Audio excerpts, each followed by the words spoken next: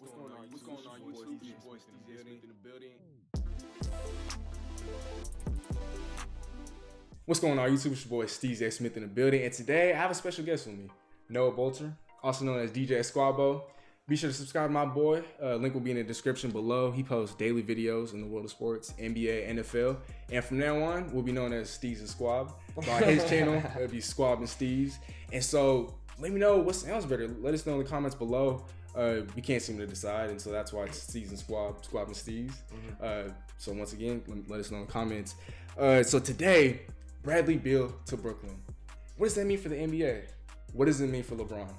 I think that with the roster that they currently have, as it's currently constructed, I think that they're title contenders. And I think that Kyrie Irving is wrong. And I'm referring to his interview from I think it was earlier in the season when he told reporters that, oh yeah, we need one or two more pieces right now. We don't have a championship team.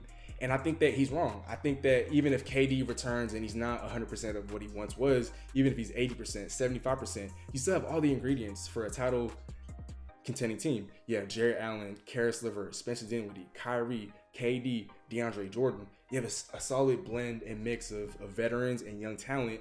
And I think that if they were to trade for a guy like Bradley Beal, that changes their status from title contenders to the NBA's next great dynasty. And first, let me introduce the package. Let me bring up the package that Brooklyn would have to trade for to get a guy like Bradley Beal. So you trade Spencer Dinwiddie in his $11 million contract. You trade Karis LeVert, which kicks in at $17 million next season. Jarrett Allen, a future first-round pick, this year's first-round pick, and then a future second-round pick. I think that I don't even know if that's enough for a guy like Bradley Beal, who's coming off a career season. He's averaging 39 points, 6 assists, and we've seen what he can do playing alongside another star in John Wall all those years in Washington a couple years back before John Wall started getting injured. And while they didn't win anything, I think that bodes well for him acting as the third option in Brooklyn. We've seen Kyrie win a championship as the number 2 with Cleveland in a couple years ago with LeBron. And with him taking a step back to KD, you have a great number 1 option in KD, a great number 2 in Kyrie, and then a solid number 3 in Bradley Beal. 3 legitimate all-stars who could easily drop 30 in any given night. And so you add Joe Harris, you add DeAndre Jordan, whoever they hire at head coach, Tyronn Lue, Mark Jackson. You have a whole bunch of solid options, Tom Thibodeau. And I think that once you add Bradley Beal, not only will they contend for a championship, they'll be the next great dynasty once again. And so Noah, what are your thoughts? Do you think that, what does this mean for the NBA? What does this mean for LeBron? Well, for LeBron, it means you better buckle up and get ready because you're about to face another really good team that potentially could be a dynasty, like you said. Calvin, I completely agree with you. If Bradley Beal goes to Brooklyn, they could be a dynasty. It'd be very tough for LeBron to capture a ring before the end of his career, and that's another reason why LeBron should focus in so heavy on this year, because you got to take advantage of the fact that the Nets don't have their 2 key guys right now. Next year they will. They're going to be a completely different animal. You know what KD and Kyrie both are about, so you got to take advantage while you can. I agree with you about the players that we would send in the package, and that's to make the numbers work out. Karis LeVert, right. Spencer Dinwiddie, Jarrett Allen, that adds up to about $31 million, whereas Bradley Beal is set to make $29 million. Brooklyn has $0 in cap space right now, so that the numbers would work out. I disagree with the amount of picks that it would take. I don't think it would take that many picks, just because when you're talking about, first of all, Karis LeVert, he just got paid for good reason, right? You're always telling me about this guy, Karis LeVert. Cumulative between these guys, you're adding 47 points, 20 rebounds, 15 rebounds and 20 assists worth of talent every single night on average, based on what they averaged last year. And Bradley Beal is only averaging 36 and 4. So, the numbers kind of work out, even though you're spreading them out around a bunch of different talent. You're also trading with Washington, who doesn't have a lot to build for right now or in the future. So that's kind of a wash. So I look at it from a Brooklyn standpoint. I don't think they give up a whole bunch of picks as well to make this. I could see maybe 1 first-round pick to go with it. I don't see like 2 or 3 like you do, but I would like to see this trade happen. And the reason being, not because I'm a Brooklyn fan, but because I love to watch great basketball, and that's what this would be all about. No question about it. Anytime you have Bradley Beal, a guy who's scoring 50 back-to-back nights and losing both games for Washington, and now you add him to your roster, what that allows is, and you can ask Kevin Durant from his time in Golden State, having so many guys that can just go off and erupt on,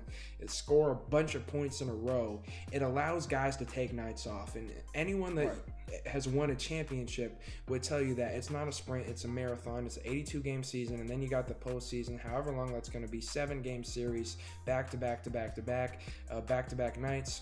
You're going to want to take nights off, especially with guys that are injury-prone to the way that some of the guys on this roster have been, and there will be a lack of depth. You're going to want to take nights off, and so that's what adding a Bradley Beal type guy would do. He could take over for a lot of games throughout the regular season. You could load manage until the playoffs.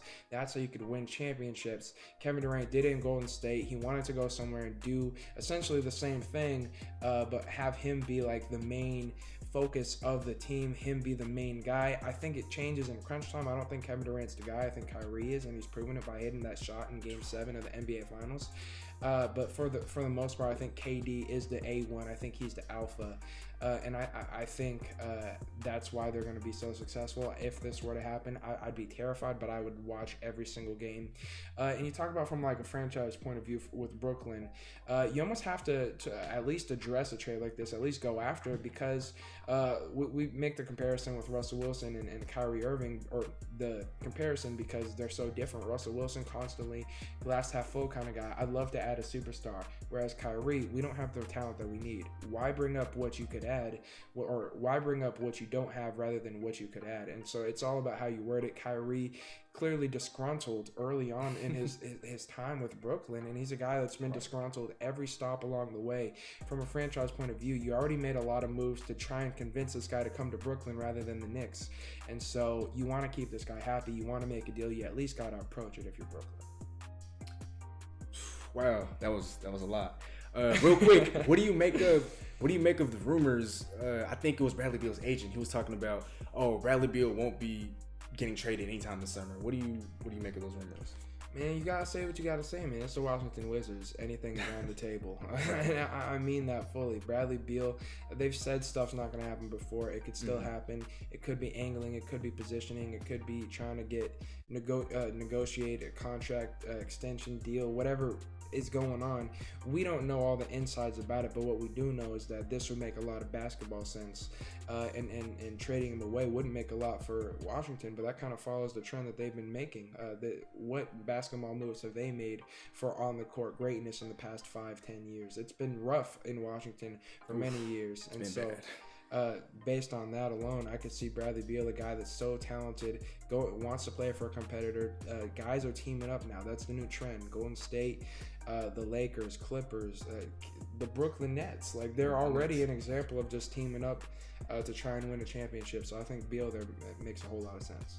All right, I totally agree with you. I think that it's all a smokescreen. I think that the trade ends up happening at the end of the day, just because with Washington, we know what their ceiling is. We know what they can do when John Wall and Bradley Beal are your two best players, and that hasn't resulted in much success. And so I think that with that being the reality, Washington should now look to just trade Bradley Beal and look to accumulate as many assets as they possibly can. And so I think that this trade does happen. I think that Brooklyn, the reason why I brought up multiple first round picks is because I'm with the fact that Brooklyn has to put all the chips on the table to win now. And so that's why you include that extra first round pick. And once again, Brooklyn, you agree with me, they're title contenders without Bradley Beal.